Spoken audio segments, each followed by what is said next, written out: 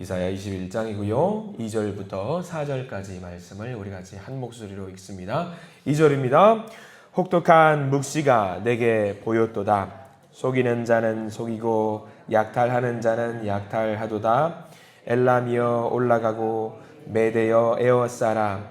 그의 모든 탄식을 내가 그치게 하였노라 하시도다. 이러므로 나의 요통이 심하여 해산이 임박한 여인의 고통 같은 고통이 나를 엄습하였으므로 내가 괴로워서 듣지 못하며 놀라서 보지 못하도다. 내 마음이 어지럽고 두려움이 나를 놀라게 하며 희망의 서광이 변하여 내게 떨림이 되도다. 아멘. 오늘 이 말씀 가운데 하나님의 은혜가 넘치게 우리에게 임할 줄 믿습니다. 우리 기도하는 마음으로 고백할까요? 하나님과 동행하겠습니다. 아멘. 옆 사람 축복하면서 하나님과 동행하십시오. 아멘. 하나님과 동행하는 복된 날 되시길 간절히 기도하고 소망합니다. 이사야 21장 열국을 향한 심판의 메시지가 계속되고 있습니다. 우리가 열국을 향한 심판의 메시지를 받아들일 때 오해하지 말아야 될 것이 하나 있다고 한다면요. 모든 것의 주인이 되신 하나님께서 심판하실 때에 하나님이 내 편, 꼭 나만의 편이라고 오해하면은 안 된다라는 겁니다. 가끔 우리가 생각을 할 때가 있어요. 내 감정에 따라서 하나님도 움직이시겠거니 라고 생각을 할 때가 많이 있어요. 정말 많습니다. 하나님은 내 생각과 일치하는 분이다. 내 생각대로 움직이는 분이다 라고 생각을 할 때가 많아요. 근데 여러분 아시겠지만 하나님은 큰 그림 그리시는 분이세요. 물론 조목조목 세부적인 부분들도 소중하게 생각하십니다만 하나님은 큰 그림 그리시는 분이시라는 것을 좀 알아야 될 것 같아요. 나라고 하는 나무 한 그루도 소중해요. 나라고 하는 나무 한 그루도 굉장히 소중하지만 우리는 나만 잘 그려주시면 되지라는 생각할 때가 있거든요. 여러분 핸드폰 사진 찍을 때 여러 명이 같이 사진을 찍어요. 한 4명이, 5명이서 사진을 찍을 때 그 사진을 바라볼 때 누굴 제일 먼저 보세요? 우리는 보통 나를 봐요. 내가 잘 나왔는지를 봐요. 그 다음에 주변을 보잖아요. 우리가 일반적으로 그래요. 근데 하나님은 다 잘 나왔는지를 보시는 분이세요. 다 잘 나왔는지. 중세시대에 여러분들 지구과학 이야기를 잠깐 해볼게요. 옛날에 지동설과 천동설 이야기가 있었습니다. 천동설, 지동설. 지동설은 지구가 태양 주변을 돈다라는 이야기고요. 천동설은 온 우주 만물이 누구를 중심으로 돌아요? 지구를 중심으로 돈다라는 이야기예요. 사람들이 그렇게 생각을 했어요. 지금 우리는 알죠. 지동설이 맞다는 것을 알고 있어요. 천동설이 틀렸다는 걸 알고 있습니다. 근데 여전히 지구가 돌지만 온 우주의 중심은 누구라고 생각하느냐? 지구라고 생각하는 사람들이 너무나도 많이 있어요. 그리고 더 나아가 볼까요? 지구가 맞는데 지구 중에도 어디가 핵심이냐? 어느 나라가 핵심일 것 같아요? 여러분들은. 대한민국이 핵심이에요. 대한민국 중에서도 어떤 도시가 핵심이에요? 울산이 핵심이에요. 울산이. 울산 중에도 어느 동이 핵심이에요? 여러분들의 동이겠지만 지금은 전화동이 중심이에요. 전화동 중에서도 어디가 중심이에요? 여기. 우리 교회가 중심이에요. 많은 사람들이 그렇게 생각해요. 전화동 중심에도 어디예요? 우리 집. 우리 집 중심으로 생각하는 사람들이 많이 있다는 얘기죠. 이게 뭐냐면 내가 중심이라는 얘기예요. 믿고 하나님의 큰 그림을 우리가 이해하지만 직접적으로 우리가 경험할 때는 어떤 걸 중심으로 생각하느냐? 내가 중심이에요. 그게 우리더라고요. 물론 내가 중요하지 않다라는 이야기가 아니에요. 중요합니다. 하나님도 중요하게 여기세요. 근데 하나님은요, 여전히 내가 중요하심에도 불구하고 큰 그림 속에서 그 계획과 하나님의 방법을 만들어 가신다라는 것을 우리가 잘 알아야 될 것 같아요. 그래서 오늘 말씀도 마찬가지예요. 하나님은 이스라엘의 하나님만으로 보는 것이 아니라 온 열방의 하나님이라는 것을 알면서 이 그림을, 이사야의 그림을 잘 따라갈 수 있어야 됩니다. 온 우주 만물을 조화롭게 만들어 가시는 분이 우리 하나님 방식이라는 겁니다. 하나님은 모든 것을 아십니다. 나도 아시고 너도 아시고 우리도 아시고 모든 것을 아셔요. 그래서 내가 좀 잘한다고 교만할 필요도 없고요. 내가 좀 못한다고 너무나 낙심할 필요도 없는 거지요. 여전히 하나님은 한 걸음 묵묵히 걸어가시면서 그 계획을 일구어 나가고 계십니다. 그 큰 그림 속에서 오늘 21장 말씀은요. 어느 나라를 집중하고 있냐면 전체를 보자면 바벨론, 그리고 11절부터는 두마, 13절부터는 아라비아 이야기가 나와 있는데요. 큰 그림 중에 오늘은 바벨론 하나만 좀 보려고 합니다. 바벨론 우리 성경 믿는 사람, 교회 다니는 사람들이 바벨론을 숱하게 많이 들었어요. 근데 교회를 안 다니는 사람들은 바벨론에 대해서 알까요? 모를까요? 잘 몰라요. 바벨론. 왜? 역사상 흔적도 없이 사라졌던 나라이기 때문이죠. 근데 우리는 잘 알아요. 왜? 바벨론은 유다를 멸망시킨 나라이기 때문에 우리는 바벨론을 잘 알고 있습니다. 이 바벨론을 통해서 귀한 말씀을 주시는데 우리 1절부터 한번 천천히 살펴볼까요? 우리가 읽진 않았지만 1절 말씀을 다시 한번 보겠습니다. 1절 해변 광야에 관한 경고라 적병이 광야에서 두려운 땅에서 네겝 회오리 바람같이 몰려왔도다 라고 나와 있어요. 해변 광야라는 단어가 처음 등장을 합니다. 해변 광야 무슨 말일까? 표시를 조금 해두시면 조금 이해가 될 거예요. 이 나라가 어떤 나라냐? 바로 바벨론이에요. 이 해변 광야가 바벨론을 말합니다. 근데 지금 이사야 21장 말씀이 기록되던 이 시점 즈음에서는 바벨론이라는 나라가 엄청 큰 강대국으로 성장한 나라가 아니라 변방에서 이제 막 스물스물 올라오는 나라, 그런 나라로 지금 성장하고 있습니다. 왜 이렇게 해변 광야라는 표현을 하고 있느냐? 이들은 스스로 무슨 생각을 했냐면 우리는 해변 광야가 아니라 스스로 무슨 생각했냐면 해변 민족이라고 이야기를 했어요. 해변 민족. 왜 해변 민족이라고 하느냐? 바다와 같이 큰 강이 이 바벨론을 끼고 있어요. 어떤 강이냐? 두 개의 강입니다. 티그리스 강, 유프라테스 강이라고 해서 굉장히 역사상 문명의 발산지로서 굉장히 큰 강이에요. 그러니까 이 문명의 발상지라고 하는 큰 강이 두 개 껴 있으니까 자기들은 어떤 생각을 갖고 있었냐? 야, 우리처럼 이게 풍족한 비옥한 강이 있는 우리나라를 봐라. 이 엄청난 바다와 같은 강을 봐라 라고 하면서 자기들은 해변 민족이라고 스스로 생각을 했던 것이지요. 근데 하나님이 보시기에 해변 민족이 아니라 너희들은 별것도 아닌 해변 광야다 라고 지금 이야기하고 계신 거죠. 굉장히 큰 강, 이 티그리스 강, 유프라테스 강, 이 강도 누가 만드셨냐? 하나님이 만드셨다. 너희들은 하나님이 만드는 이 피조물을 누리고 있는 나라에 불과하다.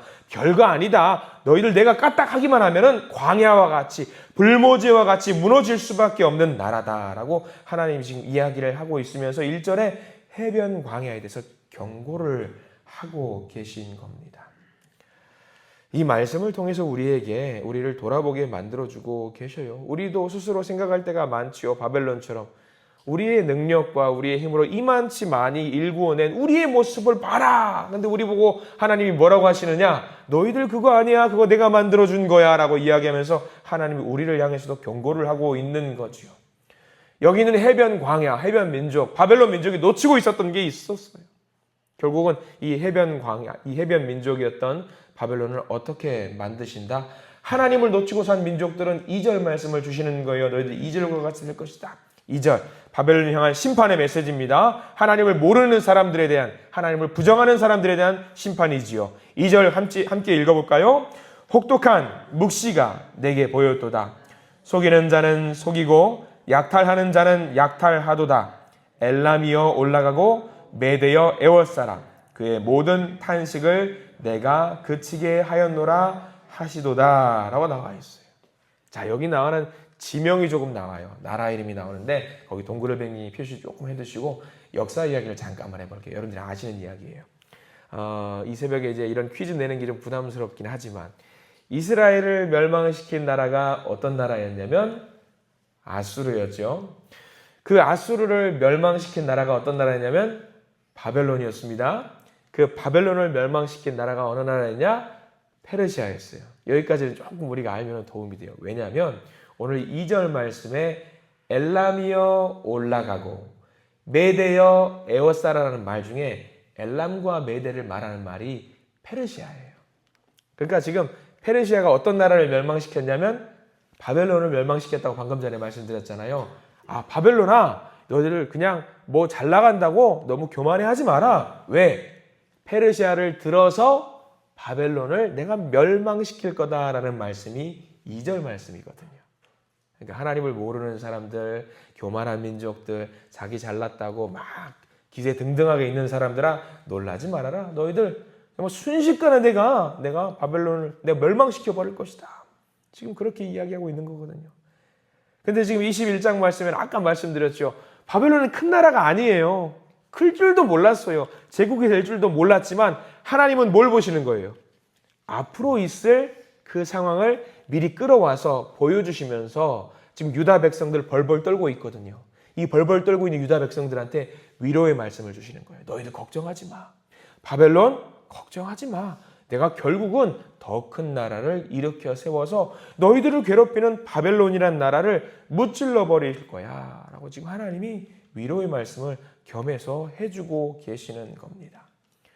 이런 식으로 하나님은요, 큰 그림 속에서 한 걸음 한 걸음 걸어 나가고 있는 거죠. 이스라엘 백성들은 그저 자기만 바라보면서 벌벌 떨고 있잖아요. 근데 하나님 그게 아닌 거예요. 내 백성은 반드시 내가 책임지겠노라. 그래서 2절 제일 끝자락, 거기 반드시 밑줄을 그어야 될 부분이 있는데 뭐냐? 그의 모든 탄식을 내가 그치게 하였노라. 여기는 반드시 밑줄을 그으십시오. 여기서 그의 모든 탄식, 누구의 탄식이죠? 자기 백성, 유다 백성들. 내 백성의 탄식을 내가 반드시 그치게 하겠노라라는 이야기를 지금 하고 있는 거예요. 이 말씀이 사실 좀 굉장히 무섭더라고요, 저는. 왜? 우리는 눈앞에 있는 걱정과 근심만 해결해 주셔도 아이고 좋아, 아이고 행복해, 야 하나님 대단하다 하잖아요. 근데 오늘 말씀은 눈앞에 있는 것이 아니라 앞으로 먼 미래에 올 것들, 그것들까지도 지금 보여주시면서 위로의 말씀을 주신단 말이죠. 사실 얼마나 무서워요. 좋기도 하겠지만 하나님 이런 분이더라고요. 우리의 삶에 진짜 소망을 주시는 분, 이미 어떤 상황이 발생되고서 그 문제를 바로바로 해결해 주시는 것도 아니고 그 문제가 생기기도 전에 우리를 이끄시고 우리의 고민을 해결해 주시는 분. 이렇게 하나님을 믿으면은요, 우리를 괴롭히고 있는 지금의 문제가 나를 옥죄거나 나를 괴롭히는 그런 문제들은요, 문제가 아닌 것처럼 생각이 될 수 있겠더라고요. 우리가 예상하지 못했던 그 수렁에 빠져 있을 때도 하나님은 우리를 어떻게 구하실까, 그것을 연구하시는 분, 그게 바로 우리 하나님이시라는 생각이 드는 순간 마음이 좀 내려놓기도 하고 때로는 무섭기도 하고 그런 생각이 들더라고요. 물론 내가 생각하는 방식이 아닐 수도 있어요. 왜냐하면 하나님은 말씀드렸다시피 큰 그림을 그리는 분이기 때문에. 여러분들 믿으시기 바랍니다. 하나님은요, 우리의 모든 아픔을 미리 아시고 미리 준비하시고 미리 계획하셔서 반드시 우리를 해결해 주시는, 우리의 고통과 아픔을 해결해 주시는 분이라는 사실을 믿으시기를 바랍니다. 내가 어찌할 수 있는 이 슬픔과 고통 반드시 하나님의 손 안에서 해결이 되고 따뜻한 위로의 손길을 맞이할 그날 반드시 올 줄 믿습니다. 그 바벨론이 당할 고통이 얼마나 선명한지 하나님 지금 이사야 선지자는 환상 가운데 보고 있거든요. 그 고통. 자, 그 고통이 얼마나 확실하고 선명하고 고통스러운지 이사야가 그걸 보면서 고통을 느끼고 있는 장면이 3절이에요. 바벨론을 쓰러뜨리는 장면이지요. 3절 말씀 한번 볼까요? 함께 읽습니다. 이러므로 나의 요통이 심하여 해산이 임박한 여인의 고통 같은 고통이 나를 엄습하였으므로 내가 괴로워서 듣지 못하며 놀라서 보지 못하도다. 지금 보고 있어요. 이사야가 바벨론이 무너지는 것을 보고 있는데 바벨론은요, 자기들을 괴롭히는 적국임에도 불구하고 그들이 쓰러지는 모습이 어떤 거예요? 너무나도 보는 것 자체가 끔찍한 거예요. 남자들은 이 말씀 보고 잘 이해를 못한다고 하더라고요. 여자분들은 이 3절 말씀 보면서 이만치 아프다고? 이만치 고통스럽다고? 딱 어떤 거 생각하면 좋아요? 출산. 제가 어제 그래 저녁에 잠깐 말씀 이거 3절 묵상하면서 아내에게 물어봤어요. 여보 잠깐 앉아봐요. 이 3절 말씀 보면서 출산 때 나도 같이 옆에 있었는데 남자들은 이거 출산 잘 모르거든? 이게 얼마나 아픈지 한번 설명을 해줘 볼래요? 막 고민을 해요. 뼈가요, 부러지는 느낌이에요. 내가 뼈를 안 부러져 봐서 모르겠어. 어떤 아픔인지. 칼로 손가락을 베었을 때 아픈 느낌의 1000배? 공감하셔요? 그렇다고 하더라고요. 그래도 실감은 안 돼요. 근데 우리는 살짝만 베도 엄청 아프잖아요. 요거 하나만 생각해도 아픈데 1000배라 상상이 안 되는 거예요. 근데 이사야가 지금 출산의 아픔을 지금 눈앞에서 보는 것처럼 고통 가운데 있는데 자기 백성들, 이스라엘 백성들이 고통 가운데 있는 것을 넘어서서 적들의 고통을 보면서 이야 너무 아프다라고 하면서 지금 그렇게 있다라는 거예요. 예전에 출산하면서 생각했던 생각이 문득 나요. 아 이만치 아플까. 옆에서 저희는 이제 잘 몰라요. 출산할 때 아내가 막 있었어요. 저희 아내는 큰애 낳을 때 14시간 진통하고 수술을 했거든요. 14시간 진통을 수술했는데 옆방에서 우리는 일찍 입학을 했어요. 그리고 이제 우리보다 늦게 입학을 한 사람들이 먼저 끝내고 나가는 부부들도 많이 봤는데 소리를 들으니까 막 그래요. 막 해요. 얼마나 아픈지. 근데 이제 간호사가 정말 열받는 게 뭐냐면 간호사가 물어봐요. 막 하니까 간호사가 가요. 산모님 괜찮으세요? 그러니까 너무 아파요. 너무 아파요. 아직 멀었어요. 저거 불빛 보이세요? 네 보여요. 아직 멀었어요. 딱 그러는 거예요. 근데 딱 보고 나서 어떤 부분은 그래요. 어떤 경우는 저 불빛 보여요? 불빛도 안 보여요. 이제 가시죠. 그러는 거예요. 얼마나 아픈지 불빛이 안 보일 지경이라는 거죠. 그만큼 아파야 되는구나. 이사야가 그만큼 지금 아프구나. 보이지도 않고 들리지도 않고 온몸이 아프구나. 하나님이 주시는 그것은 선명하구나라는 것을 이사야가 지금 온몸으로 예언자가 지금 느끼고 있는 거죠. 자, 4절도 볼까요? 4절 말씀 한번 볼 거예요. 너무 확실한 예언이라는 말씀이 4절이죠. 함께 읽으면 4절입니다. 내 마음이 어지럽고 두려움이 나를 놀라게 하며 희망의 서광이 변하여 내게 떨림이 되도다. 너무 아픈 거죠. 우리도 우리 앞에 우리를 괴롭게 하는 그 아픔들이 왜 없겠습니까? 지금 살아가는 이 시대를 살아가는 이 순간에도 너무 아픈 것들이 있잖아요. 변함없이 나를 힘들게 하는 것들. 근데 우리 하나님이 그 모든 괴로움과 아픔을 아신다라는 것이 21장 말씀에 쭉 흘러가는 맥에 있는 거예요. 걷는 고난을 아시고 아픔을 아시고 고통을 아시고 그런데 우리의 영혼을 하나님께 맡길 때에 하나님은 반드시 우리에게 승리의 날을 허락하신다는 것도 아셔야 됩니다. 여러분들 10절 말씀 쭉 넘어가서 10절 전체의 말씀을 밑줄을 그으시고 10절 전체의 말씀 앞에다가 별표를 쳐두셔도 돼요. 고통 가운데 있는 우리들에게 어떻게 해주시는지 나와 있습니다. 10절 말씀 같이 한번 읽어보겠습니다. 시작. 내가 짓밟은 너여, 내가 타작한 너여, 내가 이스라엘의 하나님 만군의 여호와께 들은 대로 너희에게 전하였노라. 이 말씀이 무엇이냐? 내가 짓밟은 너, 여기서 너는 누구냐면 이스라엘 백성들을 말해요. 누가 짓밟았어요? 하나님이 짓밟았어요. 하나님이 고통을 주셨어요. 왜? 말을 안 들으니까. 짓밟은 너여, 내가 타작한 너여, 내가 두드렸어요. 내가 너희들을 때렸어요. 고통 가운데 인도했어요. 그렇지만 너희들 이스라엘 백성들아 걱정하지 말아라.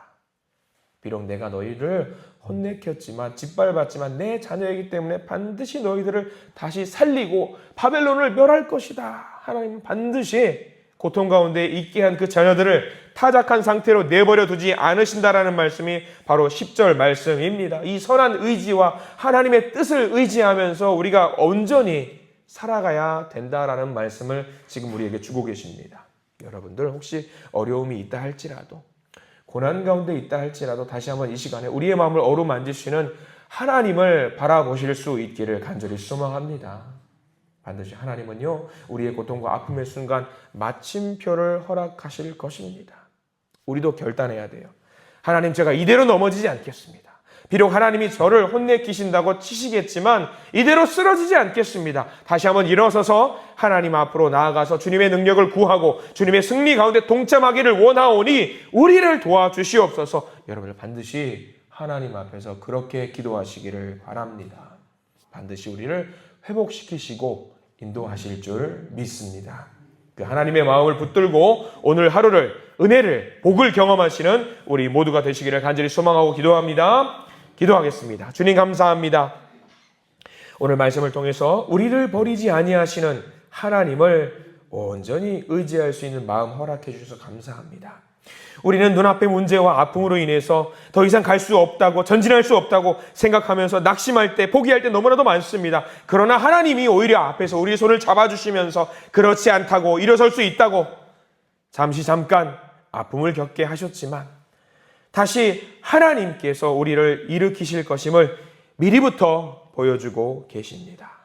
그 큰 그림 속에 있는 우리의 모습을 바라봅니다. 하나님, 그 하나님을 온전히 의지하고 하나님을 따라 사는 복된 주의 자녀들이 되게 해 주시옵소서. 오늘 하루 온전히 주님과 동행하는 삶을 살기를 원하오니 주여 인도하여 주시옵소서. 예수 그리스도 이름으로 간절히 기도드립니다. 아멘.